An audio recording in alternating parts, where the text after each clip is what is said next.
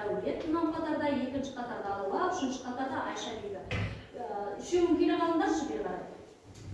Келе қалыңдар. Так. Қай гүлді таңдайсың? Қай гүлді? Мен сіздерге гүл сыйлайын. Қай гүлді таңдайсың? Ал бір гүлді алыңдар. Сол гүлде қандай ат жазылып тұр? Керемет. Керемет. Сіздің тобың керемет. Так, ал тез гүлді далаға өтесің. Ал, сенің тобың қандай екен? Сынып, сенікі. Біздің. Отырамын. Тез. Топтарына атын аларға қойып міне. Сіздердің топтарыңыз біздің. Не бұл керемет сіздерде ортаға қой. Біздің ортаға қой. Біздің топ сіздердікі сынып. Керемет. Біздің сынып. Соны дұрыстап сөйлеп қайтайыншы. Керемет сынып біздің. Қалай дұрыстаймыз?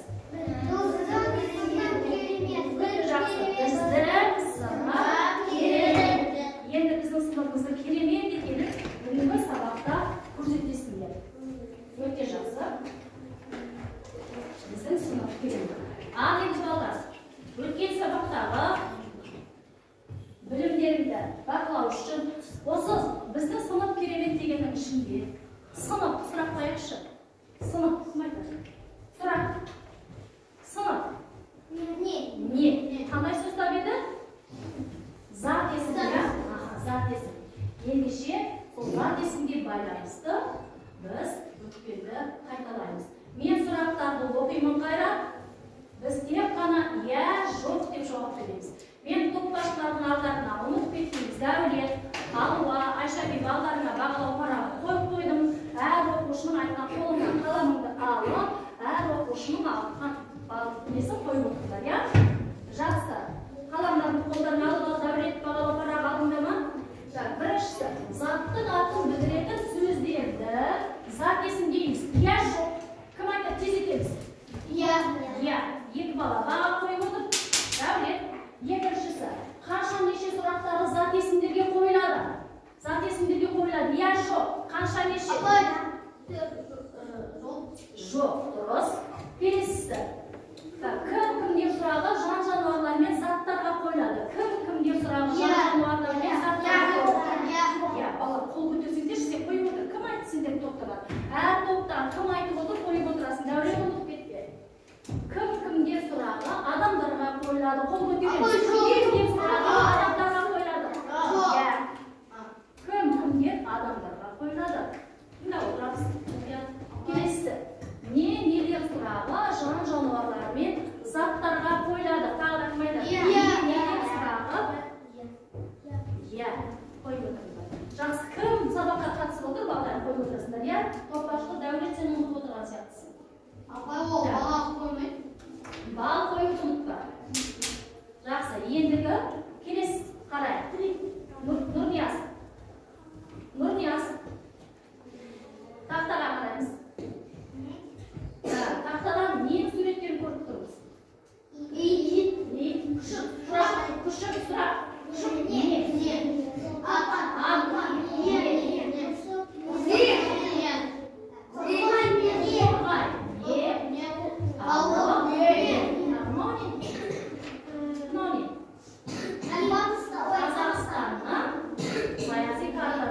Оларда нелер көріп тұрмыз біз? Иә, біз қандай облыста тұрамыз, осы білетіндер ме? Біздің облысымыз қандай? Біздің облысымыз. Ақмола. Көрсете қойшы Ақмола облысы қай жерде тұр? Жүгір. Ақмола облысы қай жерде тұр? Айландырып көрсетіп шығарма шекарасын. Иә. Өте жақсы. Ақмола облысы өте жақсы. Орталығы қандай қала еді? Көкшетау. Біз дүниетанудан бөлеміз. Отыра рахмет.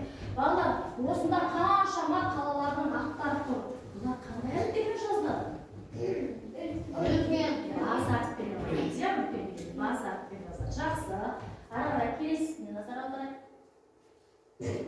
Ендеше балалар, біз бүгін бас әріппен басталатын сөздерге байланысты жаңа тақырыпты бастаймыз. Тақырыбы жалпы және жалпы есім. Ең алдымен дәптерге бүгінгі сабақтың тақырыбын жазып алайық. Сосын ары қарай жалғастырамыз. Дәптерге жазыңдар.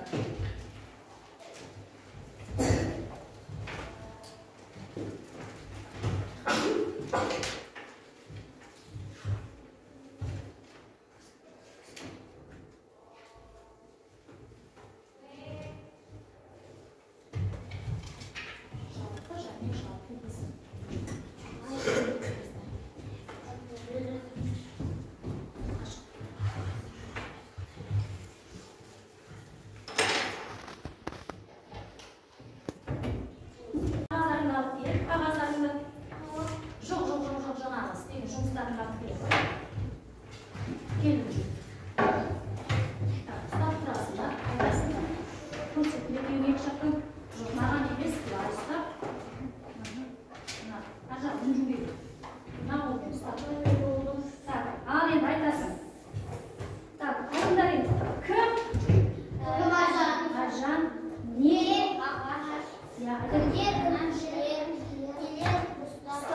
енді осы төртеуіне қатысып сөйлем құрау керек қандай сөйлем құратынын айта алады ағаш көлеңке береді әншілер ағашқа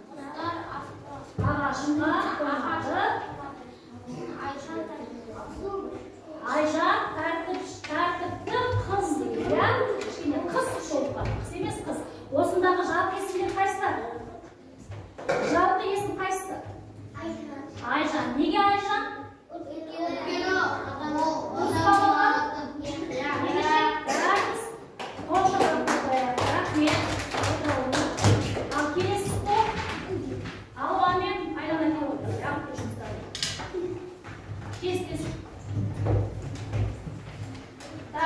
екінші топта менің досым Айгүл біз алтын үшеуміз бір сыныпта оқимыз қатесін табамыз сол қате жазылған сөздерге көшіріп жазып жалпы жазғасыздан ребус құрастыру керек қандай сөз қате жазылды сіздерде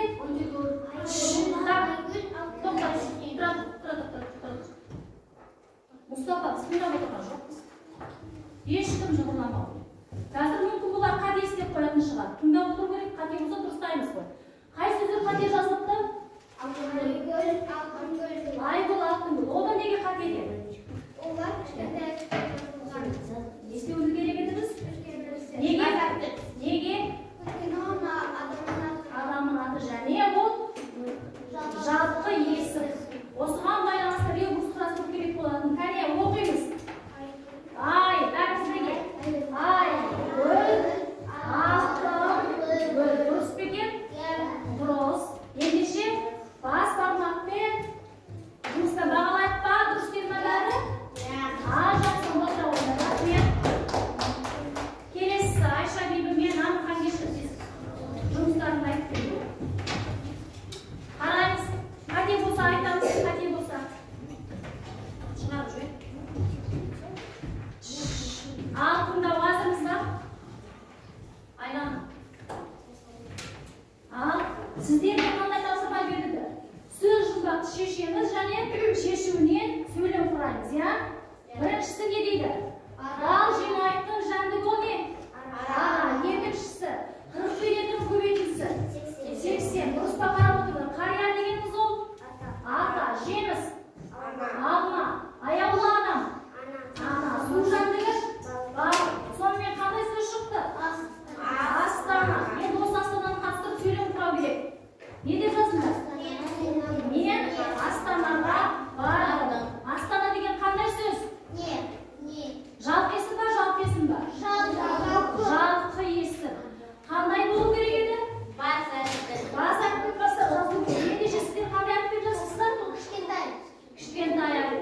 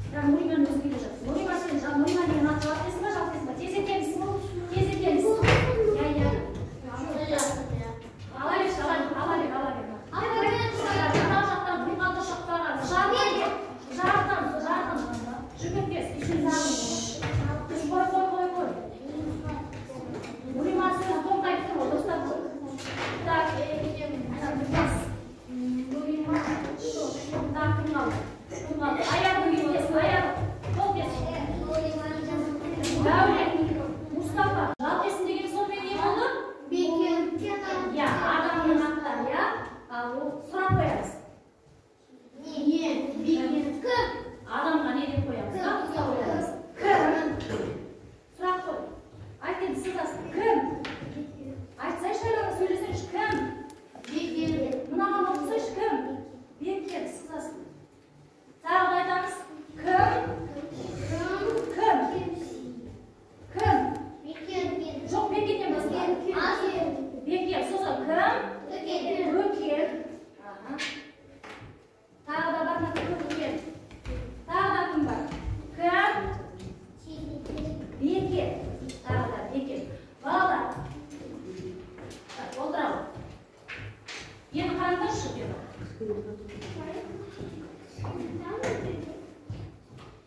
Неге қоймайсың? Так, енді қарай. Енді бері қарай. Сонымен қаламды қоямыз. Қаламды қоямыз. Қайрат басын көкер болып сен анықсау саған жау келіп жатып алуға, иә? Дұрыстап отырып жатамыз. Так, енді қарай. Мен оқимын, қарап отырыңдар. Бәріміз бірге оқиық.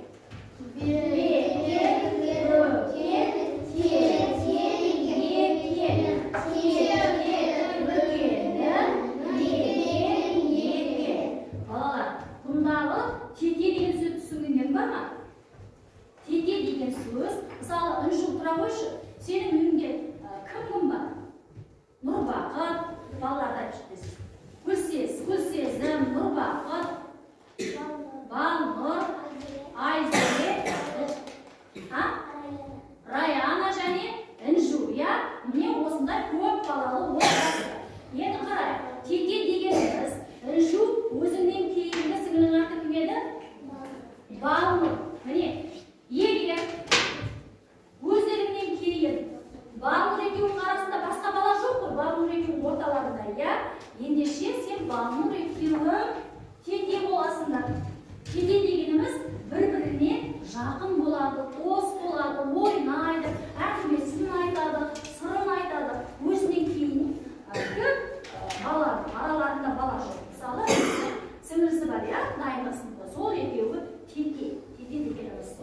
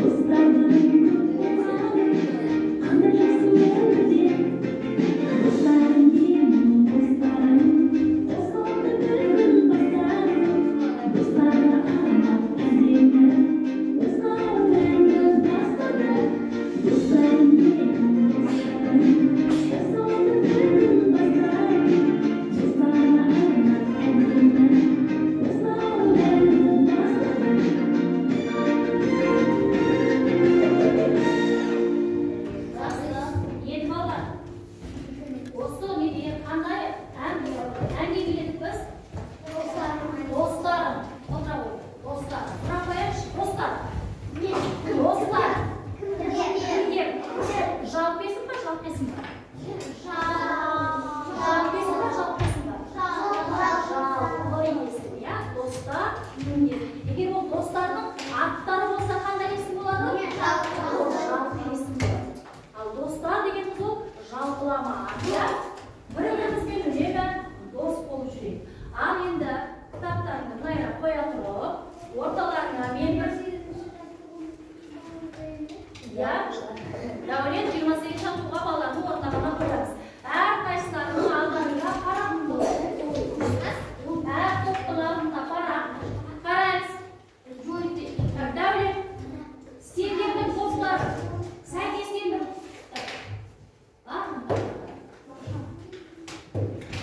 Бірінші Дәулеттің тобы. Алдындағы мен парақ қойды ғой, соны ашасың, соны мына сәйкестендіріп тапсырмасы тұр. Осы сөздерді сұраққа сәйкес қоямыз және сол сөздерді қатыстырып сөйлем құраймыз. Сіздерге берген тапсырма аш, міне парақты. Так, екінші топ. Мында сөйлемдер жазылған. Айрана, алуа, сіздердің топтарыңыз. Мында сөйлемдер жазылған. Сол сөйлемдердің ішіндегі қатесін табамыз. Сосын сол қате жазылған сөзге қатысты ребус құрастырамыз. Түсінікті ме? Алуа, сіз тыңдаған жоқсыз. Менен қазір қайта тұрамын. Қате жазылған сөздерді сөйлемді көшіріп жазамыз, қатесін табамыз. Қай сөзде қате бар, сол сөзге ребус құрастырамыз. Так, үшінші топ. Алло, Айша бейбі аштың ба? Аша ғой. Сіздерде мына сөз жұмбақ тұр, я? Соны шешеміз. Қызылмен белгіленген сөзге сөйлеп қоямыз, шешуін тапқаннан кейін. Алдарында фломастерді аламыз, кәне бәріміз қараймыз, ортада қоямыз. Аш, кәне қарап көмектесін сен ғана алмайсың, бәрін айтасың. Мен қарап, мынаған мынау беретін сен болады, айтсаң болады, сіз аш. Сіздер. Мына жерде естесіңдер шыққандай сөз болады, сол табыңдар бір. Жазып болғандарыңыз жалпы және жалпы есім болады. Біз түсіріп қалыптастырамыз және сөйлем ішінде жалпы есіммен жалпы есімді табасыздар. Сонымен қатар ойлау қабілеттеріне кемейту арқылы жалпы есіммен жалпы есімнің жазылу еңбесін жақсылап еске түсіріп аламыз. Жалпы есім деген не? Жалпы есім деген не? Соларды сөйлем ішінен табамыз. Жалпы есімдердің жазылуы қалай болатынын бүгінгі сабақта біз үйренеміз және еске түсіріп аламыз. Енді қарайық. Бірінші мына тыңдайықшы. Жақсылап тыңдаңдар.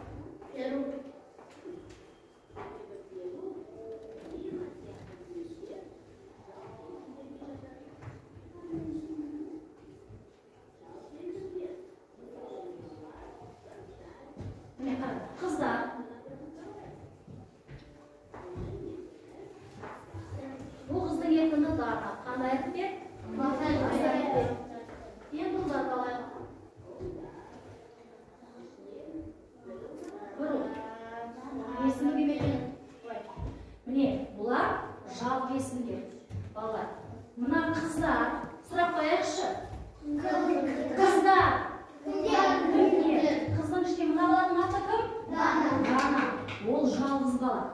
Жалқы деген сөз балалар, бір деген сөз. Ол бір адамның өзіне тиесілі ақы деген сөз. Ал оқушылар, балалар деген ол жалпы есім. Жалпы есім. Ал жалқы есім дегеніміз бір ғана адамның аты, немесе қаланың аты, жан жануарлар мен өзен көлдердің аттары. Олар не дейді екен? Жалқы есімдер дейді. Қазір тағы қараймыз. Енді қарайық. Бұнда қарайық. Не дейді мынау? Бота. Екіншісі. Бота. Жұлдыз. Қандай айырмашылық көріп отырсыңдар? Қандай айырмашылық көріп отырмыз? Айша қатырақ айтшы тез. Мынау кәдімгі бота деген мал болса, екіншісі адам. Я осы екеуіне қандай айырмашылық? Қараңдаршы мында. Жан жануарға жалпылама есім, иә? Ал бота дегеніміз неге басатын? Адамның аты. Ол қандай есім болады сонда? Жалқы есім. Түсіндіңдер ме? Келесісі мынау? Жұлдыз. Мынау адамның аты? Жұлдыз. Адамның аты оның қандай есім дейді екенбіз? Жалқы есім дейді екенбіз. Ендеше келесі ережені оқып алайық. Кәне, ақырын кім оқып береді маған жақсылап? Жарайды. Елдос оқышы онда тез. Кісінің аты, жөні, жер, су, аттары, жануарларға қойылған атаулар жалқы есім деп аталады. Жалқы есімдер әр уақытта қандай әріптен басталады? Ол адамның ғана аттары емес, жалқы есімдер дегеніміз. Ол өзеннің, көлдің, таудың, қаланың, адамдардың аттары. Я мысалы, мысалы, айбан, боздан, іле, құтжол деген ненің аты? Естіңдер ме? Құтжол деген ненің аты ол? Иттің аты. Иттің аты. Іле дегеніміз ол өзен. Сондықтан жақсы қошталыңыз. Қазір оқулықтарында 52-ші бетте 28-ші жаттығу тұр. Сол 28-ші жаттығуды мынада көрмей. Дәптеріңізге әдемілеп жазамыз. 28-ші жаттығу. Бекен.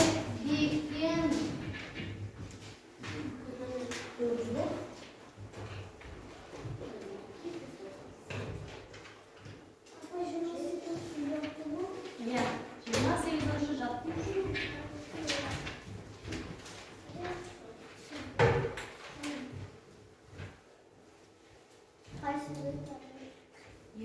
Жаза берсек, мен тақтада тұр ғой.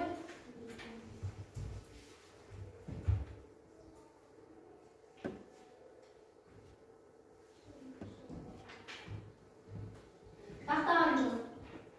Тақтаға басқа. Айланы тақтаға жаз. Бекен, төген, тақтадан қарай. Сесе жазамын. Бекен, төген.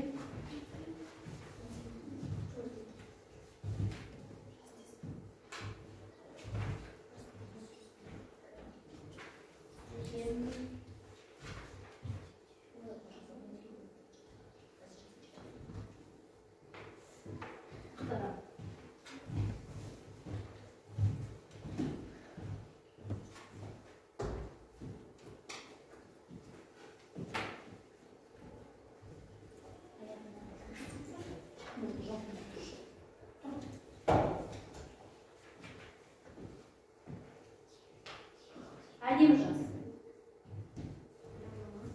Тезірек жаз, әдемі жаз.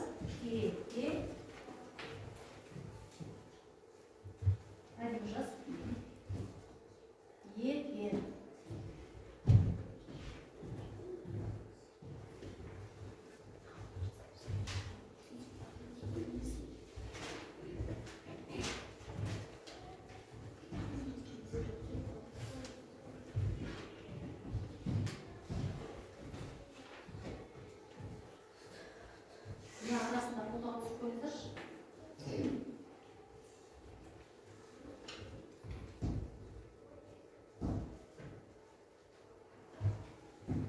өте үлкені. Оқу тезірек жазбайсың. Әдемі жаз.